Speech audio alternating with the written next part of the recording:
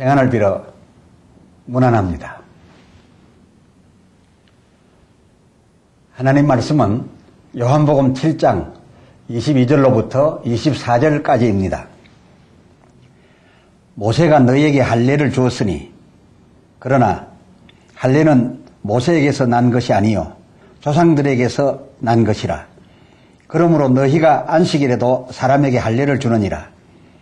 모세의 율법을 폐하지 아니하려고 사람이 안식일에도 할례를 받는 일이 있거든 내가 안식일에 사람의 전신을 건전케 한 것으로 너희가 나를 노여워하느냐.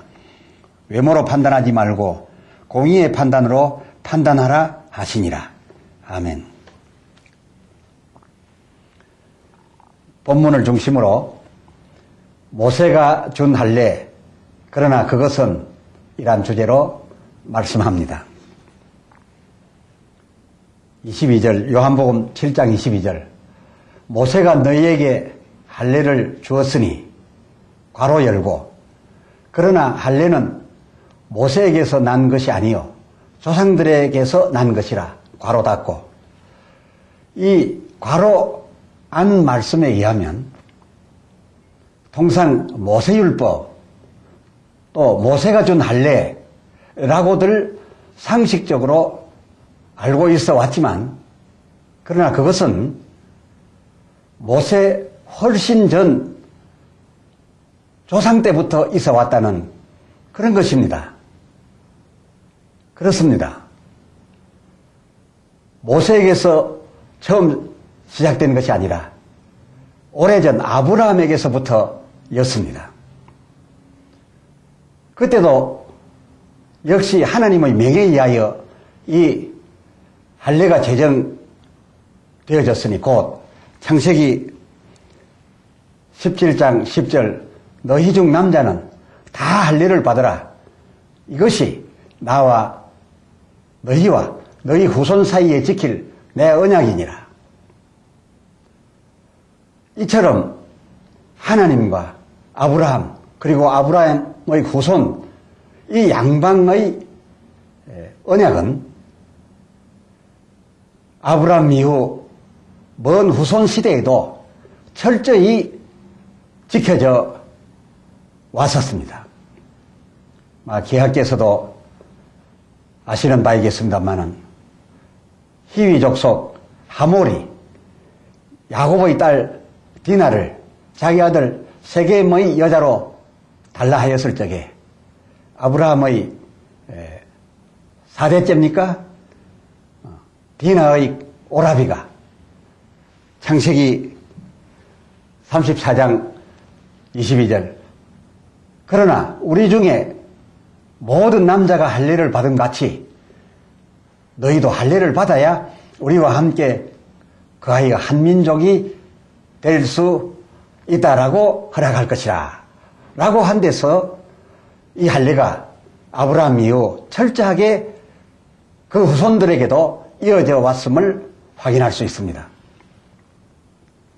물론 하나님께서는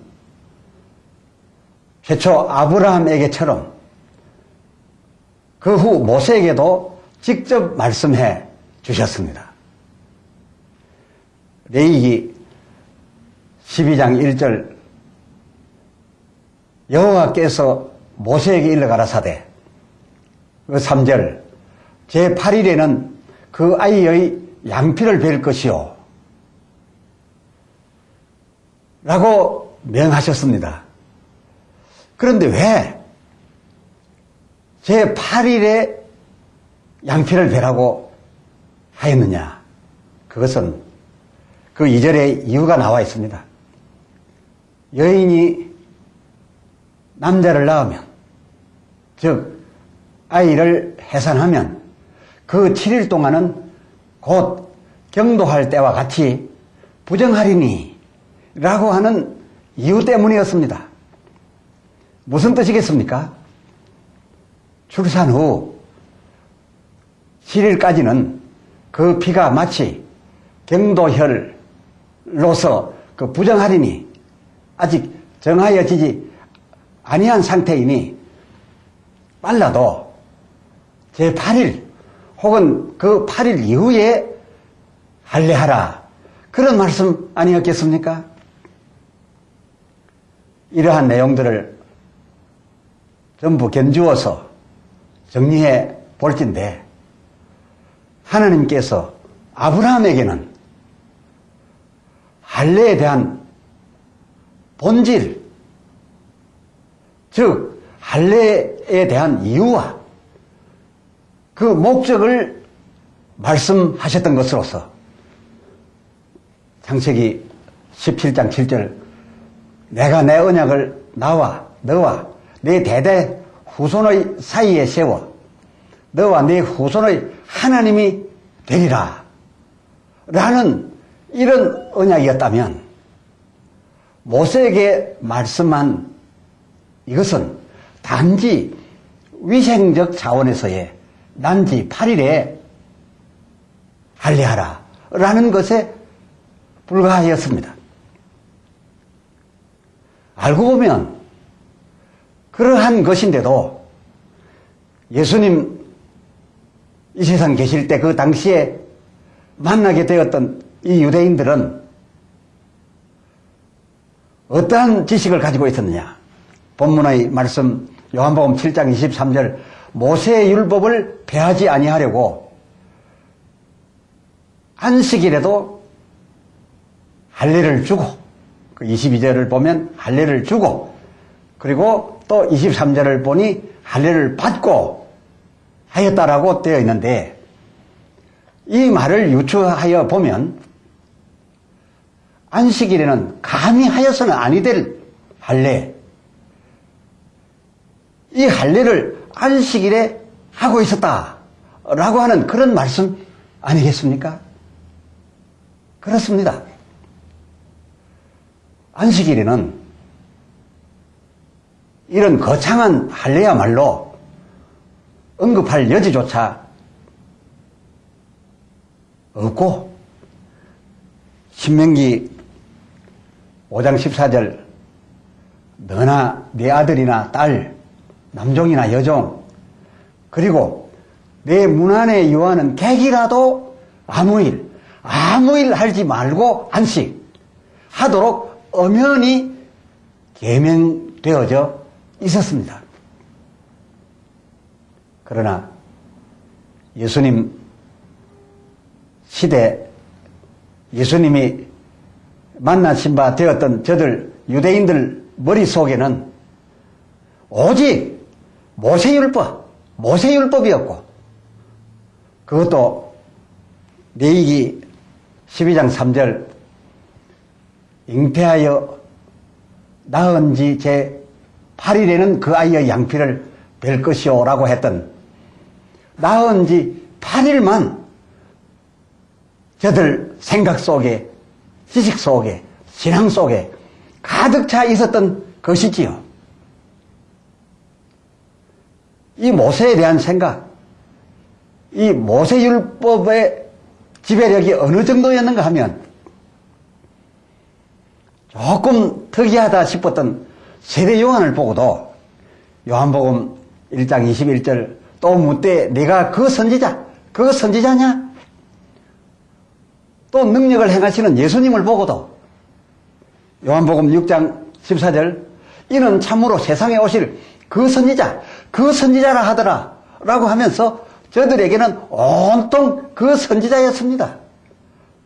그 선지자라 하면 모세 같은 일을 칭함이었으니 곧 신명기 18장 18절에 내가 그들의 형제 중에 너와 같은, 여기서 너라고 하는 사람은 모세입니다. 하나님과 모세와의 대화 중에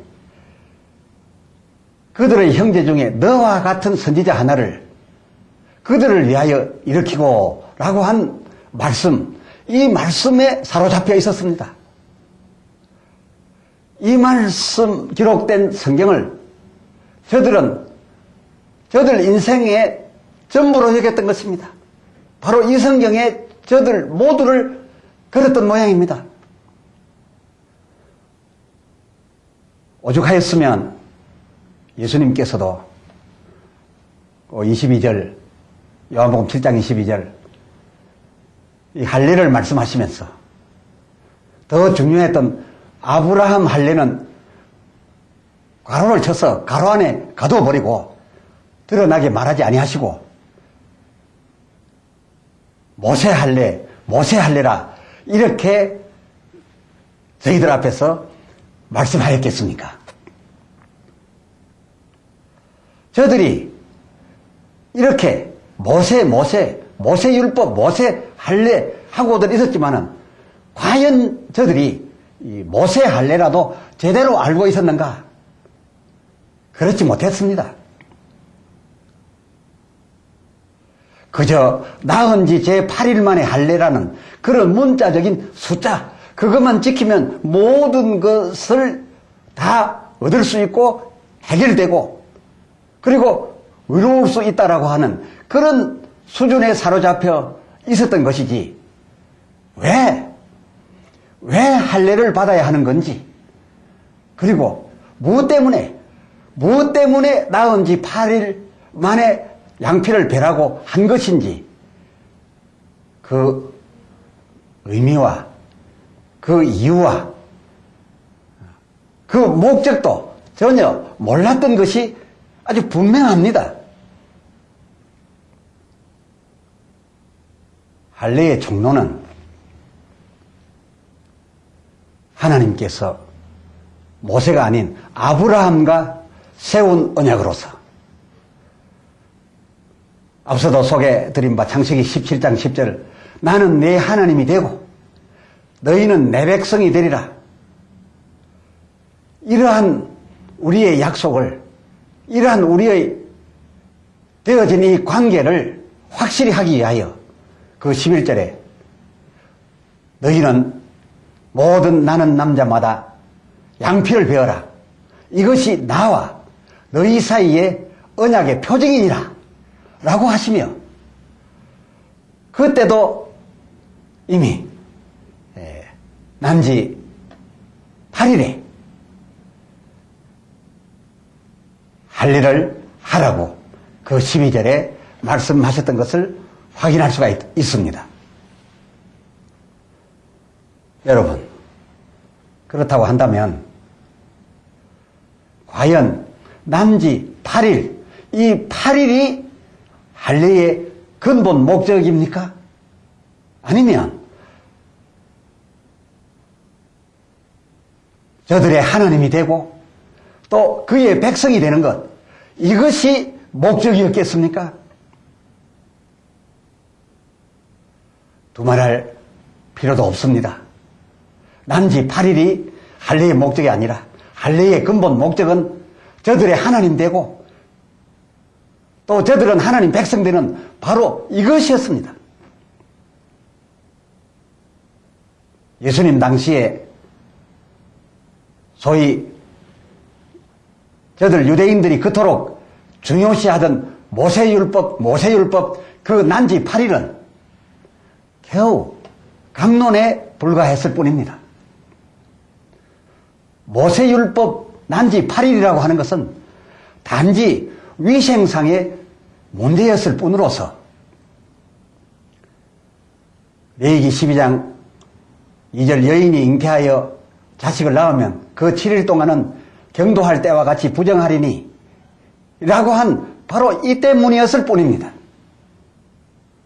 그러므로 이 말씀의 의미를 제대로 파악하였던 처음 그 아브라함은 똑같이 하나님으로부터 난지 8일이란 말씀을 들었지만은 이 난지 8일과는 무관하게 창세기 17장 24절을 보니 그의 나이 99세에 저의 양피를 베었고 그리고 그 25절에 아들이 뵌 때는 13세이었다라고 하였으며 또 그 뒤 야곱의 딸 디나의 일로 양피를 벨 수밖에 없었던 그 세겜 사람들 역시 모두 다 그때 이미 장정들이었음을 우리는 확인할 수가 있습니다. 참고적으로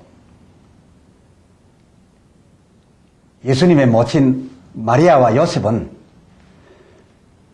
누가복음 2장 21절 할례할 8일이 되매 그 이름을 예수라 하였고 그 이름을 예수라 하였고 그리고 그 23절 남자마다 주의 거룩한 자라 한 대로 아기를 죽게 해드리고 아기를 죽게 해드리고 그렇습니다.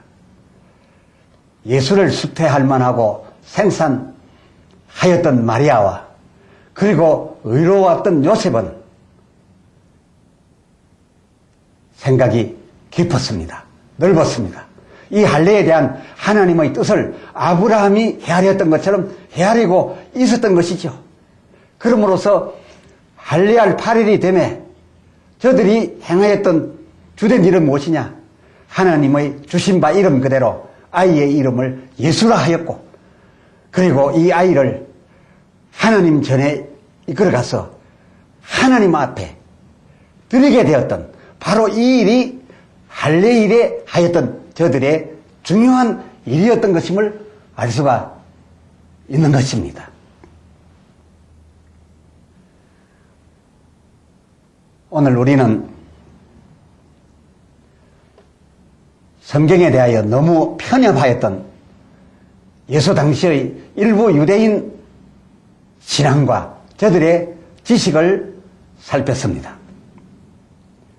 저들은 자기네 아는 것이 그리고 자기가 깨달은 것이 마치 하나님의 뜻인 양 그리고 성경의 전부인 것처럼 행동하였고 진정 그렇게 말씀하신 하나님의 그 깊은 의도는 헤아리려고도 하지 않았습니다. 다만 하신 말씀을 그저 문자적으로 맹목 지켰을 뿐이었습니다. 그러다 보니 저들 머릿속을 가득 채운 모세율법 난지 8일이 하나님의 내리신 바 더 큰 모세율법 안식일마저 삼키고 있었던 것입니다. 자기들이 어긴 것은 괜찮고 예수께서 안식일에 병든 자들의 병을 고쳐주신 일은 과연 저들의 주장대로 틀렸던 것입니까? 이 모세율법 안식일 계명과 그리고 할례에 관한 더 깊고 또 더 헤아려야 될 내용을 다음 편에 계속할 것을 약속합니다.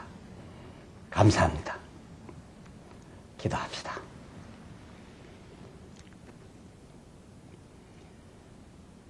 거룩하신 아버지 하나님, 예수님 당시에 예수의 하는 일이 저희 마음에 들지 아니하여 예수를 공격할 마음으로 모세율법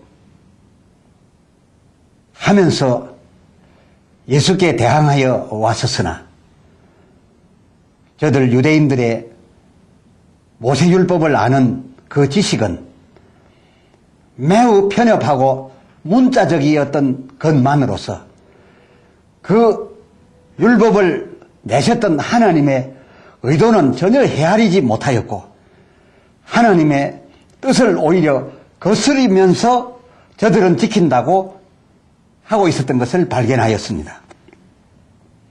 오늘 우리는 본문의 말씀을 통하여 유대인들의 무식을 발견하고 그 아집을 발견하고 그것이 하나님의 큰 뜻을 거스리고 많은 백성들을 어렵게 하였던 것임을 새삼 확인하게 되었나이다. 주여, 이어지는 말씀들로 율법과 계명을 친히 내신 하나님의 참 뜻을 발견하게 해 주시옵시며 안식일에 주께서 행하신 모든 일들이 왜 틀리지 않고 옳았는지 그러면 우리는 과연 이날에 어떻게 해야 될 것인지를 알게 하여 주시옵소서. 그리고 우리 자신이 아는 것만을 가지고 그것이 전부인 것으로 믿고 나와 다른 지식을 가지고 다르게 주장하는 주장을 생각해 볼 겨를도 없이 하나님의 판단에 맡기지 아니하고 자기 판단으로 정죄하는 이런 예수님 당시의 유대인 같은 우매한 자 되지 아니하게 하여 주시옵소서. 주 예수 그리스도의 이름으로 간절히 기도드리옵나이다. 아멘.